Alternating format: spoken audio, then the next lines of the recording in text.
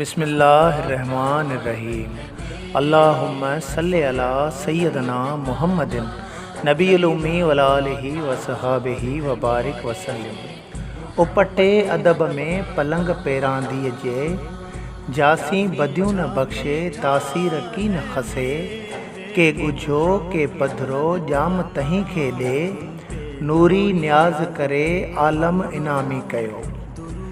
جس نے بھی ادب آداب کا خیال رکھا کہ تمام اس کے گناہ معاف ہو گئے، ظاہر پوشیدہ، اس کو محبوب کی طرف سے ملتا ہے، عجز انکساری سے انعام ملتا ہے۔ اللہ پاک بے پرواہ بادشاہ ہے، وہ غلاموں کو بادشاہ بناتا ہے۔ تو بادشاہوں کو گدا تاریخ کے کتاب شاہد ہیں کہ نبی پاک صلی اللہ علیہ وسلم کے غلاموں کو روئے زمین کی حکمرانیاں نصیب ہوئیں۔ جس نے نبی کریم صلی اللہ علیہ وسلم کا دامن پکڑا، اس نے اللہ پاک کی رسی کو مضبوطی سے پکڑا۔ اللہ عز و جل ہر نیکی کا بدلہ دینے پر قادر ہے، قرآن کریم کا ترجمہ ہے۔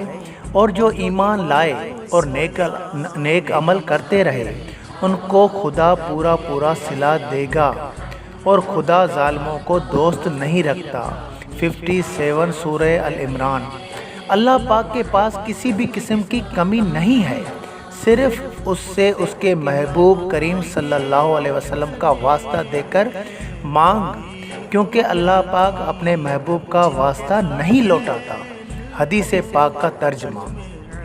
جو آدمی کسی پریشانی میں مبتلا ہو تو اسے چاہیے کہ وہ زیادہ سے زیادہ مجھ پر درود پاک پڑھے، کیونکہ درود پاک پریشانیوں، دکھوں، مصیبتوں کو لے جاتا ہے، رزق بڑھاتا ہے اور حاجتیں پوری کرتا ہے۔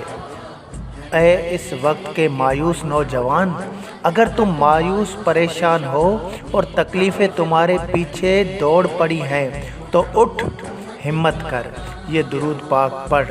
اللہم صلی علی سیدنا محمد نبی الامی وعلی آلہ وصحابہ وبارک وسلم۔ گوندر گمایوں جھپے سب جھڑپسی۔